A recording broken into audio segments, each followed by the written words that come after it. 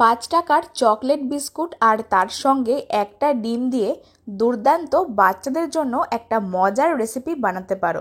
খুবই সহজে চটজলদিভাবে আর মাত্র 5 মিনিটেই আজকে রেসিপি বানানো যায়। খেতে কিন্তু দুর্দান্ত আর বাচ্চারা কিন্তু খেতে ভীষণই পছন্দ করবে। তো চলো দেখে নেওয়া যাক ভিডিওটা। তো আজকের রেসিপিটা শুরু করার জন্য এখানে একটা বাটিতে 5 টাকার প্যাকেটের 2 প্যাকেট বিস্কুট নিয়েছিলাম। আমি এখানে 5 টাকার হ্যাপি হ্যাপি বিস্কুট নিয়েছিলাম। তোমরা চাইলে অন্য যে কোনো চকলেট বিস্কুট ব্যবহার করতে পারো। তো 2 প্যাকেট চকলেট বিস্কুট নিয়ে এবার আমি বিস্কুটগুলোকে বার করে নিচ্ছি। তোমরা পরিমাণটা এখানে যেরকমভাবে করতে চাও সেই মতন বিস্কুটের পরিমাণটা নিয়ে নেবে। তো আমি এখানে অল্প করে করব, তার জন্য আমি এখানে 2 প্যাকেট চকলেট বিস্কুট ব্যবহার করেছিলাম। চকলেট বিস্কুটগুলোকে বার করে নেওয়ার পর এবার হাতের সাহায্যে একটু ভেঙে নিচ্ছি, যাতে করে মিক্সিতে দেওয়ার পর খুব সহজে গুঁড়ো হয়ে যায়। এবার এই মিক্সিং জারের মধ্যে সমস্ত বিস্কুটগুলোকে দিয়ে নিচ্ছি। তার সঙ্গে অ্যাড করে দিচ্ছি একটা ডিম।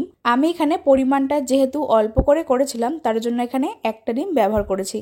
এবার সমস্ত কিছু খুব ভালো করে ব্লেন্ড করতে হবে। আর দেখতেই পাচ্ছ একটা স্মুথ পেস্ট কিন্তু বানিয়ে নিয়েছি। এবার এই বিস্কুটের মিশ্রণটাকে একটা বড় পাত্রের মধ্যে নিয়ে নিতে হবে। এবার এই মিশ্রণটার মধ্যে পরিমাণ মতন আমি চিনি অ্যাড করছি। তোমরা মিষ্টির পরিমাণটা যেরকম খেতে পছন্দ করো সেই মতন কিন্তু দিয়ে নেবে। তো আমি এখানে টেবিল চামচ মেপে 2 টেবিল চামচ চিনি দিলাম। তারপরে দিচ্ছি 1 থেকে 2 টেবিল চামচ সাদা তেল বা রিফাইন্ড অয়েল। তারপরে এই সমস্ত কিছু মিশ্রণটার সাথে মিক্স করতে হবে যতক্ষণ না পর্যন্ত চিনিটা পুরোপুরি গলে যাচ্ছে।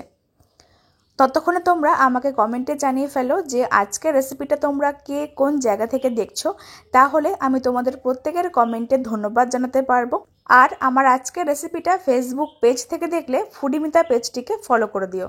2 থেকে 3 মিনিট এইভাবে কিন্তু কন্টিনিউ নেড়েচেড়ে মিশিয়ে নিয়েছিলাম আর চিনিটা কিন্তু পুরোপুরি গলে গেছে। এবার এর মধ্যে প্রয়োজন মতন কিছুটা পরিমাণে ময়দা অ্যাড করব। তো আমি এখানে ওই একই টেবিল চামচ মেপে 3 টেবিল চামচ ময়দা অ্যাড করে দিচ্ছি। তোমরা কিন্তু ময়দার পরিমাণটা অবশ্যই বুঝে ব্যবহার করবে, আর ময়দা কিন্তু খুব একটা বেশি দেওয়ার দরকার নেই। অল্প করে 3 টেবিল চামচ ময়দা অ্যাড করেছিলাম। ময়দাটাকে অ্যাড করে দেওয়ার পর খুব ভালো করে মিক্স করব, যেন এর মধ্যে কোনো রকম লাম্পস না থাকে। খুব ভালো করে কিন্তু মিশ্রণটাকে মিশিয়ে নেব আর একটু সময় নিয়ে ফেটিয়ে নিতে হবে। তাহলে কিন্তু রেসিপিটা খেতে অনেকটা বেশি সফট নরম তুলতুলে হয়। দেখতেই পাচ্ছ বন্ধুরা, একটু সময় নিয়ে খুব ভালো করে কিন্তু মিশ্রণটার সঙ্গে মিশিয়ে নিয়েছিলাম। আর খেয়াল রাখতে হবে যেন এর মধ্যে কোনো রকম লাম্পস না থাকে।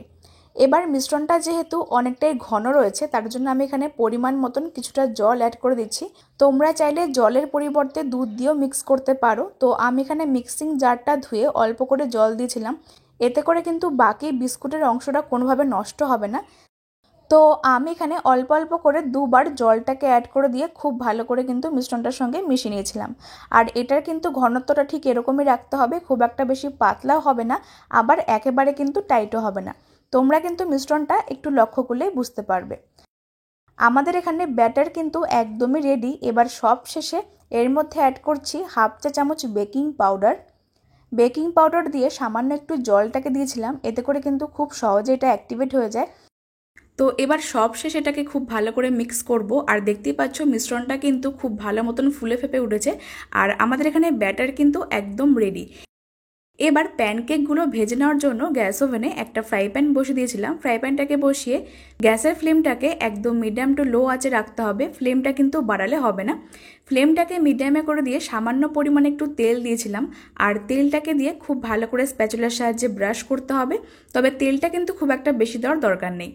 অল্প করে একটু তেল দিয়ে খুব ভালো করে ব্রাশ করে নেওয়ার পর এবার এর মধ্যে কিছুটা পরিমাণে ব্যাটার দিয়ে দিতে হবে। তো আমি এখানে ব্যাটারটাকে একটা মেজারিং কাপের মধ্যে নিয়েছিলাম, তারপরে কিছুটা পরিমাণে ব্যাটার দিয়ে দিচ্ছি।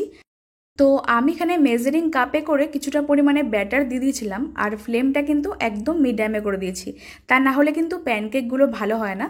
তো কিছুটা পরিমাণে ব্যাটার দিয়ে দেওয়ার পর এখন ফ্লেমটাকে লোতে করে দিয়েই প্রায় 2 থেকে 3 মিনিট অপেক্ষা করব। আর দেখতেই পাচ্ছ প্রায় 2 থেকে 3 মিনিট পরে এটা কিন্তু অনেকটা জালিদার সৃষ্টি হয়েছে। তার মানে বুঝতে হবে প্যানকেকগুলো কিন্তু একদম পারফেক্টভাবে রেডি হয়ে গেছে।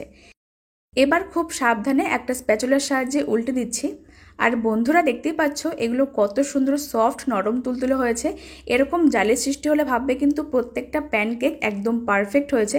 তোমরা এইভাবে অবশ্যই বাড়িতে একবার বানিয়ে দেখতে পারো, খেতে কিন্তু দুর্দান্ত লাগে আর বাচ্চারা কিন্তু ভীষণই মজা করে খাবে। এইভাবে একটা প্যানকেক বানিয়ে নিয়েছিলাম আর বাকি প্রত্যেকটা একই রকমভাবে বানিয়ে নিতে হবে। ওই একই রকম করে মেজারিং কাপ মেপে কিছুটা পরিমাণে ব্যাটার দিয়েছিলাম আর দেখতেই পাচ্ছ কিছুক্ষণের মধ্যে কিন্তু এরকম জালির সৃষ্টি হয়েছে। তার মানে বুঝতে হবে যে প্রত্যেকটা প্যানকেক কিন্তু পারফেক্ট হচ্ছে।